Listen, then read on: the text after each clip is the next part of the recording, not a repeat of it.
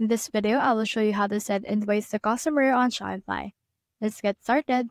So in order to do that, let's first head over in here under settings, and then in here scroll until you can reach this option for notifications. Under here, click on this customer notifications, and then from in here you can see this drop order invoice. So when you click on this, you can see the preview of this particular invoice. Now, on default, once someone has purchased in your shop, they should be able to receive this particular invoice right here. And this is what it will look like. You can have in here your store name, complete purchase, order summary, and all of these things right here. And you can also edit it out by hitting on edit code.